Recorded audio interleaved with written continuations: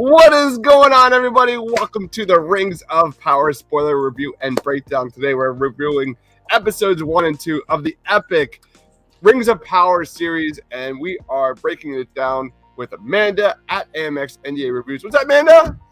I am so pumped to be here. Those first two episodes were wicked, so I can't wait to break it down with you guys tonight. Let's get going. Also, Batnips over there at Just Ryan again on Twitter. What's good, Ryan? The time has come at last, baby. We're in the mystical fantasy realm of the next few weeks to months right now. And I just found out we have 8 episodes of this show when I just thought there were 6, so that's great. We get 2 more episodes in my head. That, honestly, this is fucking awesome. I mean, they I'm not going to get into it right now, but they absolutely fucking nailed it on so many different fronts. And it's going to give Game of Thrones a real competition while it's on air at the same time with each other. So even Game of Thrones knows it as well. HBO knows it. They put up the first episode up for free on YouTube today as well. So they're trying to fight it off a little bit already.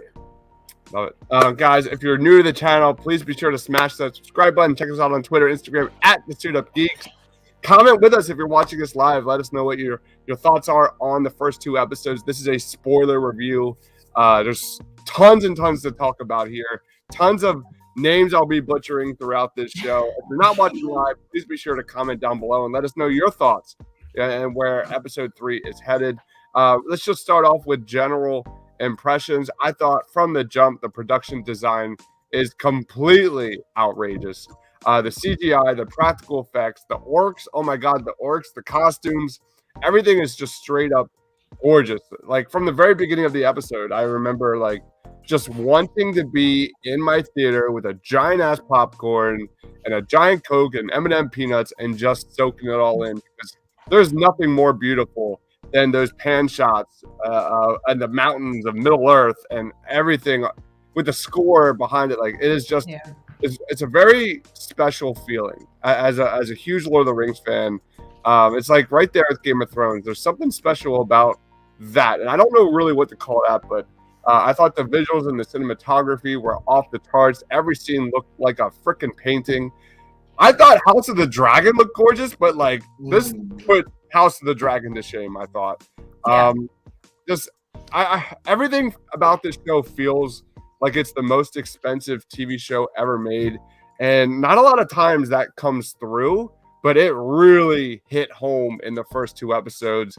The first 2 episodes really won me over. It was an amazing start, and honestly, I think my biggest take here when I was watching the first 2 episodes is this show makes the Wheel of Time look like child's play, because both of those shows came from Amazon. The Wheel of Time has a huge following in itself, and I love season 1, but this is like a completely different ball game. It's really interesting how there's 2 products there. One's this and one's that, and I think both had to deal with COVID as well. So that's not an issue. I'll throw it to you, Amanda. What's some of your general impressions? Right from the voiceover from Galadriel, like at the very beginning, I was sold. I think that Moifred Clark, I hope I'm pronouncing her name right, was fantastic right off the bat as Galadriel. So to have to have a woman carrying it first and foremost is just amazing in the fantasy realm. And like you said, Dibes, everything was just stunning to look at. It was beautiful. Some like the landscape, everything, you just wanted to be there. And at times I did get goosebumps, because we're going back to Middle Earth, and it's a feeling that they were able to recapture that wonderment.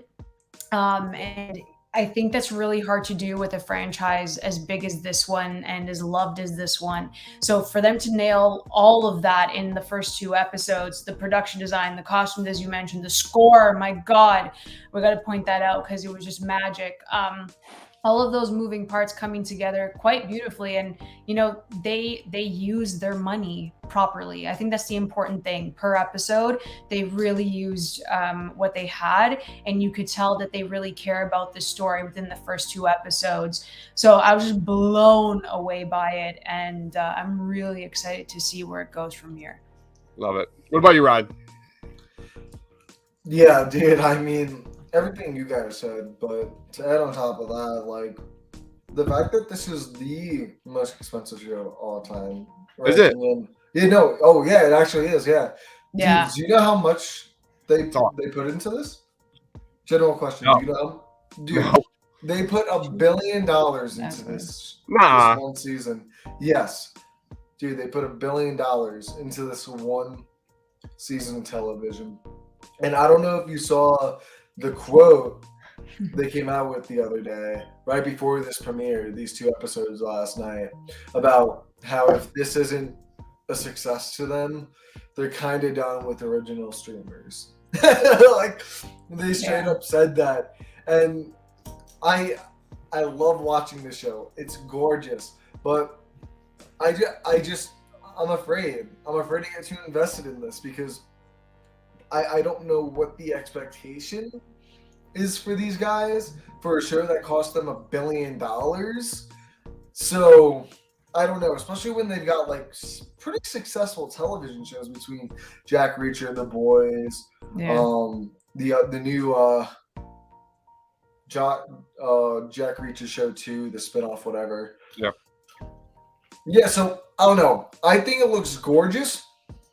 I just hope it's not too gorgeous that it kind of crushes Amazon Prime into not doing original content, let alone another season of this. Because, like you said, Deebs, this really just brings us back to those original 3 movies where I think that's why it worked so well is they did such a great seamlessness of what's real and what's not when it comes to the practicality of explosions, sets, miniatures were used a lot, and you can kind of get that feeling on here with a blue screen type of background or in a box. So it's really interesting to kind of see them go back to those roots and how money and enhanced technology can really dig it in, because I think we can all agree those Lord of the Rings films still look fucking great up until this day, visually speaking. Absolutely. Yeah, the visuals Yeah. were outstanding. Like that's the take. Is Oh, it's, wonderful. like that? How many waterfalls did we get in the first 2 episodes? I feel like there was a waterfall per shot. It was just gorgeous. The score, gorgeous. I think it was Score did it. You know, Yes. this show has a lot of money when it's doing wide pans of just CG on a miniature, by the way. That's when you know they have money and they have the VFX work for it, because it looks absolutely stunning, like you guys are pointing out. So I don't know. It's looking great so far. I just hope maybe in the finale, if Sauron becomes like, you know, there's a fight with him, I mean, he turns big. Hopefully it looks amazing, but I don't know. That's what I hope out of the whole. It'll look stuff, good. because, dude. It's the $1 billion really just scares me all around with this project. It's almost like this is like such a game-changing project. I'm really curious, like what kind of profit this makes. I'm really Honestly, curious. I wouldn't be shocked if people are talking as much about whether this show is going to get a season 2, simply based off the fact of how much expectation just rides off these 8 episodes alone for an entire streaming service. And that's going to be around the same time when Game of Thrones is ending. So I think it's going to be a real testament to how popular this show is. And I'm really curious because everyone, or at least I think everyone, loves Lord of the Rings. Everyone seems to love Lord of the Rings, but I guess this is also another true test of if people truly love Lord of the Rings that much. So. All right, let's jump right in. We got our exposure to 2 major players in Lord of the Rings, and that was Galadriel and Elrond, 2 younger characters here portrayed. And I thought the casting choices of these 2 were unbelievable. Do any of you 2 know these actresses beforehand? Because I personally didn't. I thought Galadriel stole the show in the first 2 episodes. Phenomenal. I thought she just had an immense screen presence about her. I love that sequence of her like choosing to stay in Middle Earth at the end of episode 1. I was very emotional. When you get to Elrond, I thought he portrayed a perfect young Elrond. That dynamic he had with Durin, that there was more dynamic and just, I don't know, oozing off the screen between Durin and Elrond in that like 5 minutes than we've had in the entire She-Hulk 3 episodes. Like I can't wait to learn about those two relationships, because that was a ton of fun learning and how, you know, Durin's stubborn, man. Like he refuses to acknowledge that he missed his friend, he loves his friend, and it was really a fun dynamic there. I'll throw it to you, Ryan. Like, who stuck out more? Was it Elrond and Galadriel? And like, what was your reaction? So I think I got a bit of a hot take.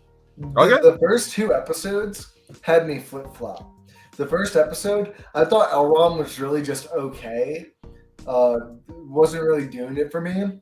But I thought Galadriel was really good in the first episode, and her jumping off the ship was really cool, especially in that fucking ocean and all that. I mean, we're not going to talk about how she survived that, because that's one thing here or there. But in the second episode, it switched. I wasn't a big fan of Galadriel, or like I wasn't as big of a fan as Galadriel as I was in the first episode by the end of the second. But I was much fonder of Elrond, and a lot of it is because of that interaction with what was the dwarf's name again? Durin. Durin. Yeah, him and Durin had the best, I thought, character moments in these first 2 episodes as well. I'll get into that in a little bit as well when we talk about like character conflicts and drama stuff. You're muted. You're muted, Dive. Sorry, we have Tyler in the house saying, I like the actor who plays a young Elrond, who was a young Ned Stark in Game of Thrones. He was the one that played him in the flashbacks. Yeah. Galadriel went full Michael Phelps in that water. Absolutely. What about you, man? What was your take on Elrond and Galadriel? I thought the casting choice is absolute perfection, especially Moyford Clark. I think that as a young Cate Blanchett, if we're going to put it that way, I think she looks like her. But what I really liked was that she's, how can I put it? She's keeping herself reserved for the most part, and then like especially in the first episode, and then the second it kind of switches and we see, you know, that fire inside her, which I really liked. I liked Galadriel like throughout, but Elrond was kind of iffy for me in the first episode. He had more to do in the second episode, so I think it was nice that they released both of them, so we could kind of get a feel about the setup of these characters. But I love their relationship. I thought they had great chemistry with each other. And I think it worked for the most part. I love Elrond in episode 2. We'll talk about like Durin and them, but for me, Moyford Clark, especially those close-ups like on her eyes, and you can feel like the grief and everything that's going through her, and how she harnesses that. So I thought she did an exceptional job, Galadriel. I thought the dwarven city of Khazad-dûm, I think it's pronounced, was really memorable. Yeah. I'm pretty sure like that was our first, at least in the movies, like first present day experience of the dwarven kingdom, and it was gorgeous. It was absolutely gorgeous. I love the interactions of the people with Elrond. Yeah, I'm already getting goosebumps for Balrog. Like that's coming. That's definitely going to be coming in the near future, and that's so exciting. I'll throw it to you, man. Anything you want to talk about before we get into best moments? Because I've got a lot of best moments. Yeah, it was like there were so many best moments. I don't know. I kind of like, if we're gonna talk about the Hobbits, I think we can talk about the Hobbits too. I really liked Nori. I absolutely adore her. She gave me like Merry and Pippin vibes, and I was just kind of getting emotional because of how accurate the comparison is. They were really cute. Her and her friend Poppy, I thought did a great job. And then obviously what happens in episode 2 with them, I don't know who that man is. We're trying to figure it out. So there's so much setup in these first 2 episodes.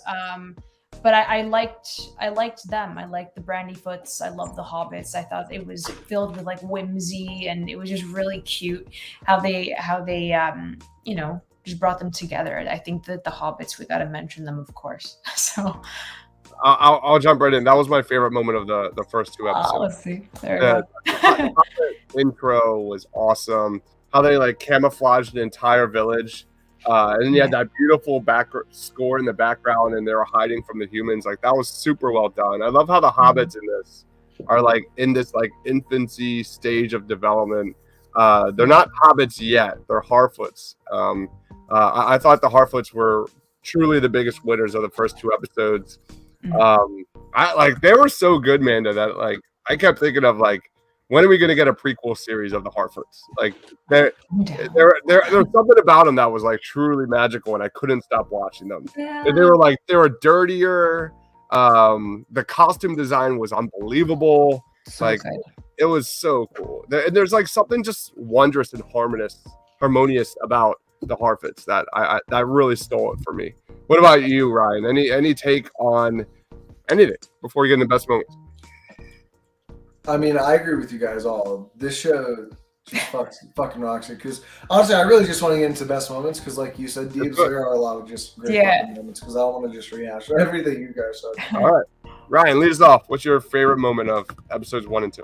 I mean, it was right as the show started when Gadriel's just giving her monologue, and giving us a full scoop of what the MO of the realm is right now. Middle Earth, baby.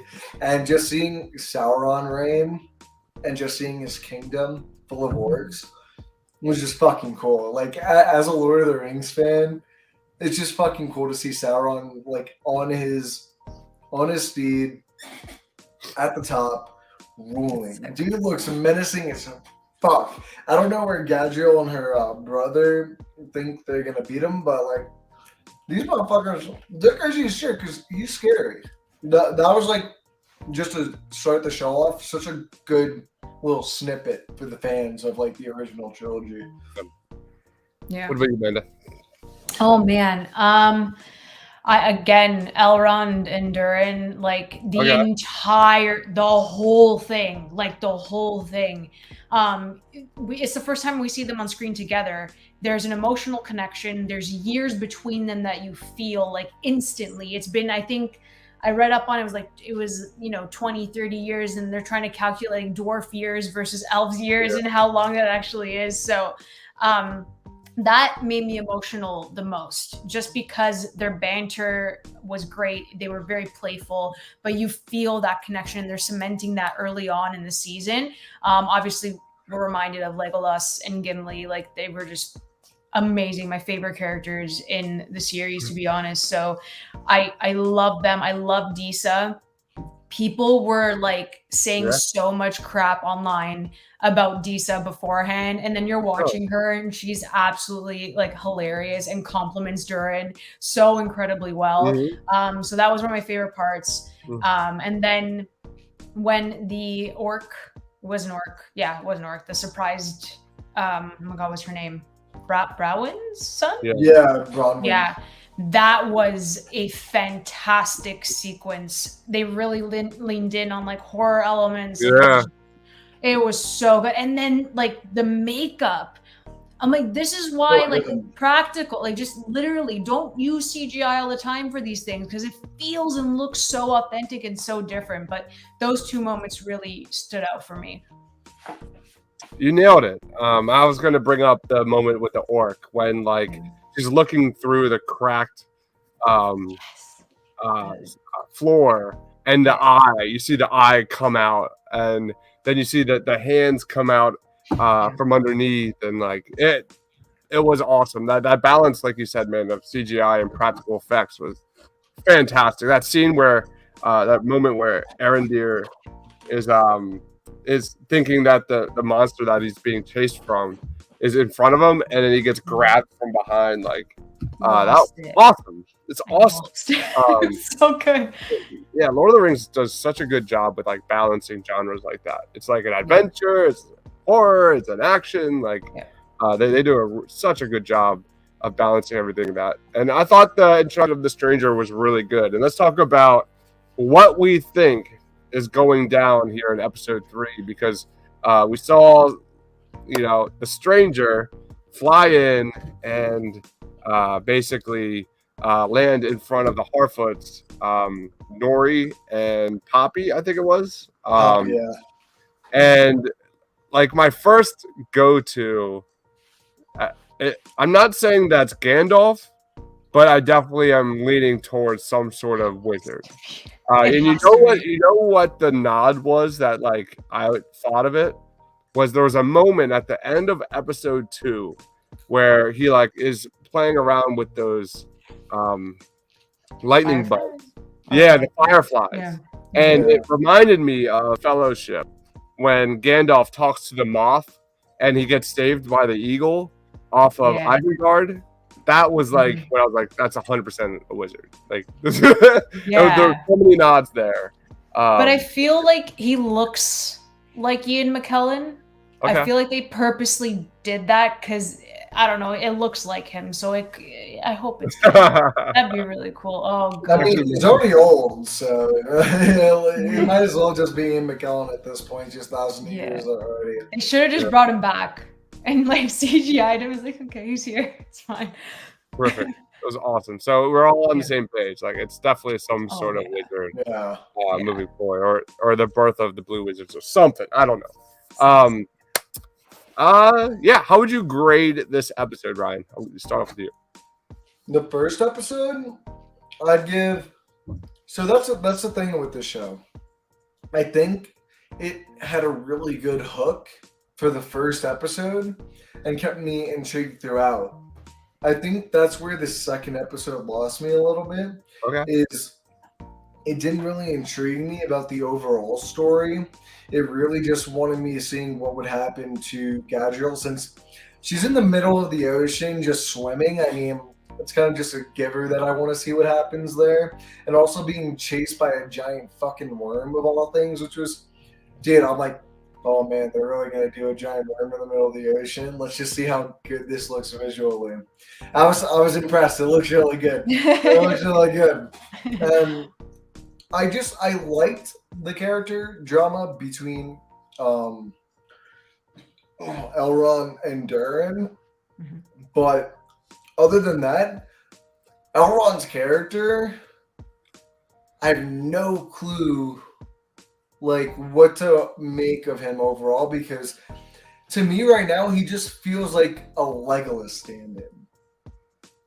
He doesn't have the hair, but just the way he carries himself, I don't know. I feel like I think Arendir was the Legolas Yeah. character, I got more. not well, Elrond. Aren't they kind of following the same story as Arwen and Aragorn? Yeah, very With the two similar. of them? Yeah. Yeah, so I think they just flipped that. But yeah, I feel like Yeah. Legolas is more Arendir. yeah. There's too Definitely many that elves to story. remember. Anyway, Yeah, there's too many elves right now. Like literally. that's the one thing I dislike about these fucking fantasy shows is especially between this and Game of Thrones right now. I'm trying to remember all these locations. That's the these best new part. man. characters. The The best best part, my part. ass. This is easily the hardest part. I'm looking at all these names right now on IMDb. I'm like, Dude, fuck. dude, it probably took 2 hours of practice and research to prepare for the Wheel of Time reviews.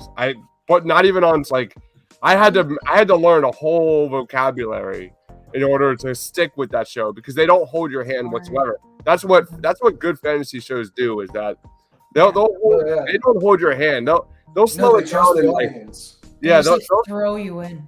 they'll throw you in and they'll slow it down like episodes 2, 3, and 4. But Yeah. they want you to be like swept away. That's They really don't directly tell you what's going on, No. Yeah. and they And trust I, that the audience is following.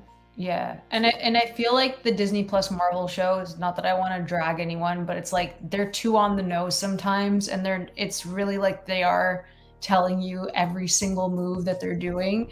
And I think that this is just a bit more complex. Like between this and House of the Dragon, we're getting like event television, and I think that there's a completely different feel of watching something on Prime and HBO in the fantasy realm than what we're just normally watching on Disney Plus. Not that I want to compare, I'm just saying like it's an elevated like form that we're watching, and there's just so much to unpack, more so than some other shows that we've watched. That's an interesting thought. I didn't even think of that. Like, I mean, it's night and day when you compare like this and House of the Dragon to like what we've been watching a lot lately on Disney Plus and stuff. Like, Mm. I leave I mean, that's television in general. I think television everyone's just, I don't want to say beating Marvel, but is getting very close to getting to Marvel's level of television at the very least. Because Yeah. I think Marvel's has taken a step back in terms of quality on that front, and I think it's good for everyone that isn't Disney, because I think it shows people as a viewer that shows like Lord of the Rings are still possible in Game of Thrones. That we can still get things outside of Disney, Marvel, and comic book type stuff to see these really broader than life, way broader than what the MCU is bringing us, and way more detailed and retrospective about these individual lives. Like, same goes for Game of Thrones, and I think that's why when we're talking about these two, we kind of conjoin them, because they're both works of fiction in fantasy worlds where we don't get very much fantasy. And Deebs, like you're saying, Wheel of Time is probably one of the last fantasy type things, and not many people really talked about that from what I saw. And so I think that's why it's really refreshing seeing these super monumental event level type shows that don't overstay their welcome as well. They know how long they need to stay, and they know when they need to leave by. So all right, so Ryan, what was your grade? Episode 1, 8.5. Episode 2, 9. Okay. All right, what about you, man? I'm at a 9 with episode 1 and then 9.5 with episode 2. Just because freaking Durin and Elrond just brought it home for me in episode 2. They were so good. I'm right in that same territory. Like, I gave House of the Dragon like a 9 first episode, a 9.1. This is just better. It's just better. I'll probably go like 9.5 for both of them. I think this is going to be an interesting benchmark for the future of streaming and film and things like that. I'm really interested to see where this goes. If this is a big of a hit as it could be, I think people are going to be talking about it. I know at least at my work, people were talking about it. I had the Lord of the Rings ambiance score on in the background pretty much all day long. Although that's like every day. That has nothing to do with.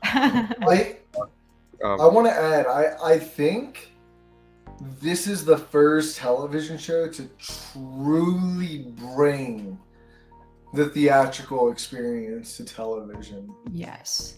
I say what you want about like WandaVision, like, yeah, they feel theatrical, but this is theatrical. Yeah. And I think that's what, I don't know, that's why I'm so interested to see how this works. Is because I think that's what Amazon's also betting on so much, is they know exactly what they've got here, but I don't know. This one's really throwing me for a loop, this show. It's really interesting to see Lord of the Rings kind of at the center of a lot of tension like this. Yeah, it's awesome. So yeah, this is just going to be a new standard. While She-Hulk is the new standard in a different direction, I think the Rings of Power is going to be a standard in the opposite direction. I'm sorry. I gotta stop. Gotta stop poking the bear. All right. Any predictions about episode 3 and where this show is headed? Amanda, any thoughts? I think we're gonna find out who the old man is in episode 3. I think they're fast tracking it, or he's gonna start talking. I think there's gonna be like more clues with him. I'm excited to see where Halbrand and Galadriel kind of go to. I'm excited for that route as well. I don't know. I think we're just gonna get confirmation with the old man. I feel like it is, because if we're only getting 8 episodes, right? You said 8? No. So I was gonna say I've been doing some looking as we were talking, and I think they actually filmed 2 seasons with $1 billion. So they did 500 for each season. So I think the Stranger reveal is going to be at the end of this season. Okay, that makes sense. Yeah, didn't they did greenlight? Yeah, they greenlit a second season. Yeah, they greenlit a second season. So we're going to get like 16 episodes total for this show. But yeah, I'm definitely expecting the Gandalf reveal in the last episode. Yeah, I think it's gonna take one of those routes where every episode you're just gonna learn something new about him. Like, he's gonna maybe discover his magic powers in one episode, and then he tests another limit to those powers or something along those lines until, yeah, I don't know. But I definitely think we're going to get the reveal in the last episode. Yeah, that's Well, fair now that you searched I- that.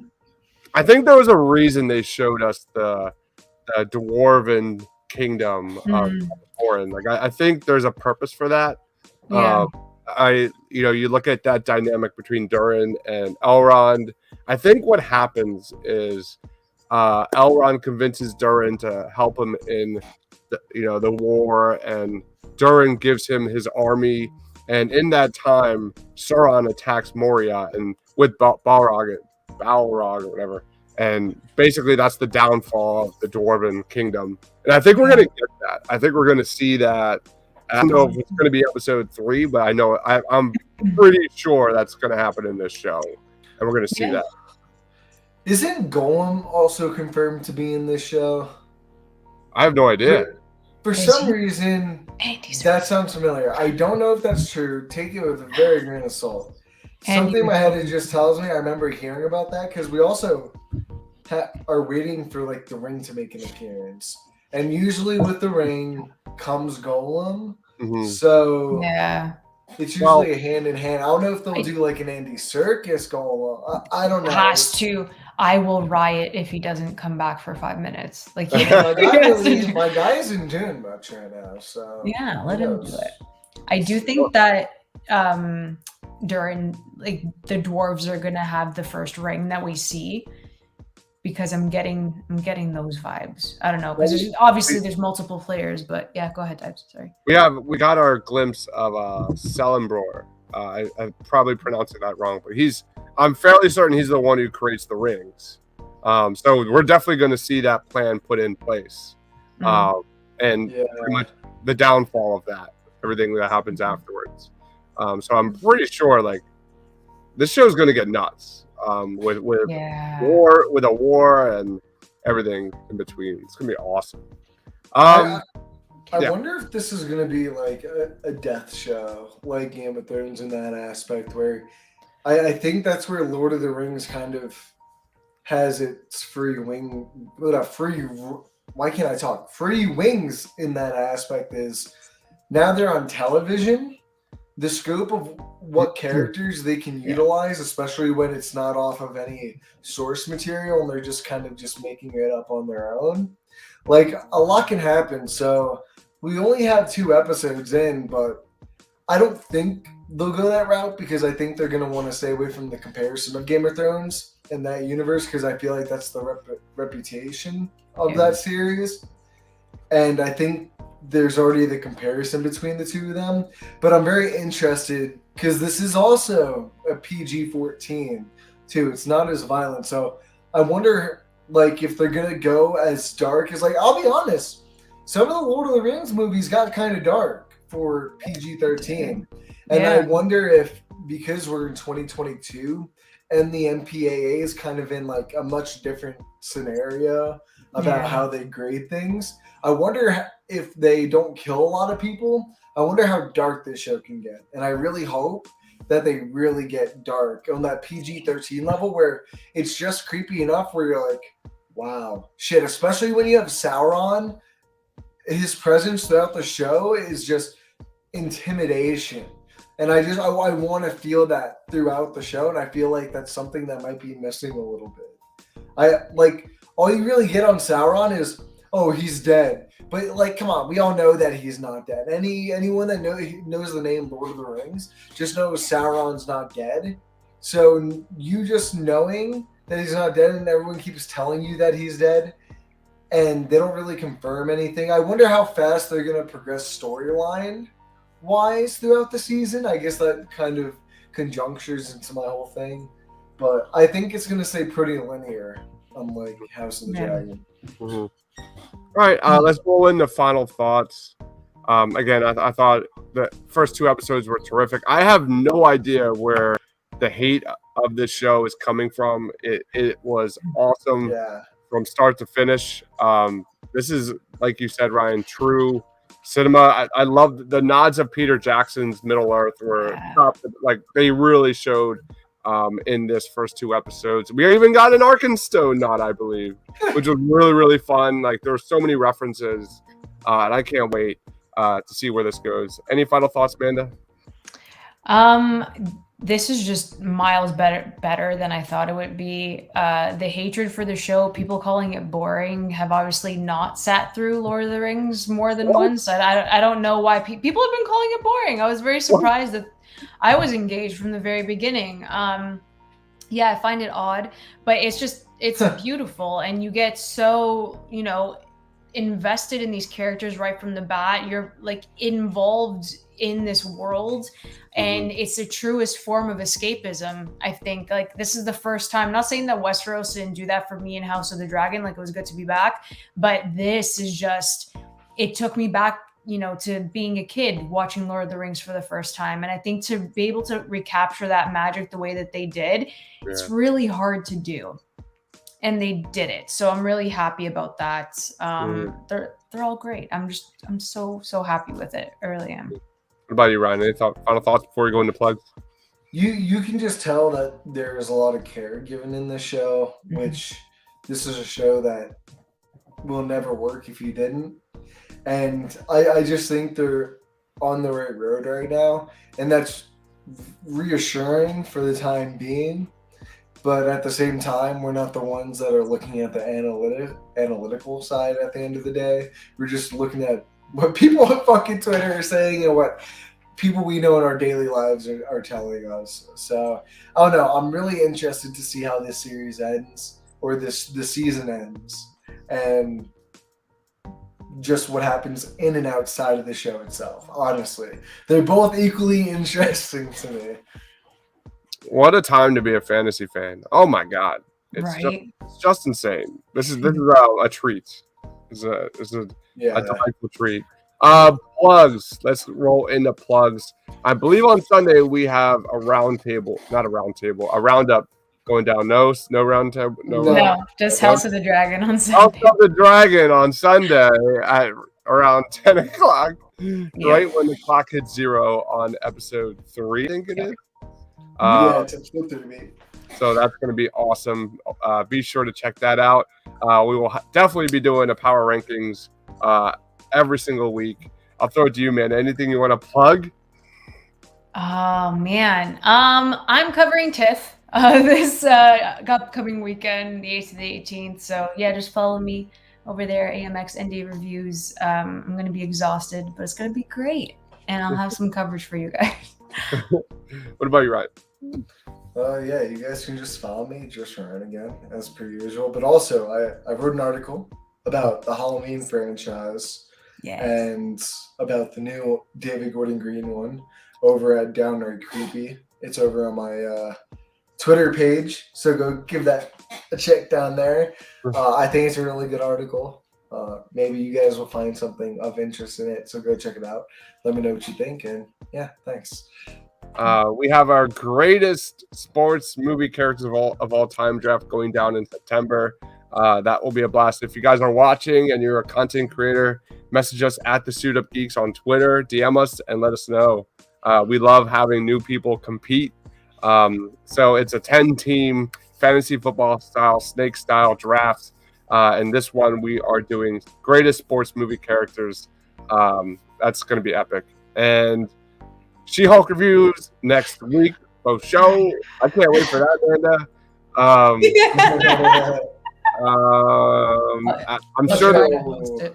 I'm sure we'll be doing some sort of Cobra Kai review. That's going down, and we're getting ready for Andor. There's just way too much. There's way too much, but yeah, guys, if you love Lord of the Rings, if you love Game of Thrones and like House of the Dragon, like lock it down. Please be sure to smash that subscribe button, because we'll be covering it all here on this channel. So much to talk about, so much to celebrate if you're a fantasy nerd. So thank you everyone for watching. My man over there at Just Brian again on Twitter, he is Batnibs. Down there from Candid Cinema, that is Amanda at AMX NDA Reviews. Check us out on Twitter again at the Suit Up Geeks. Thank you everyone for watching. Stay awesome.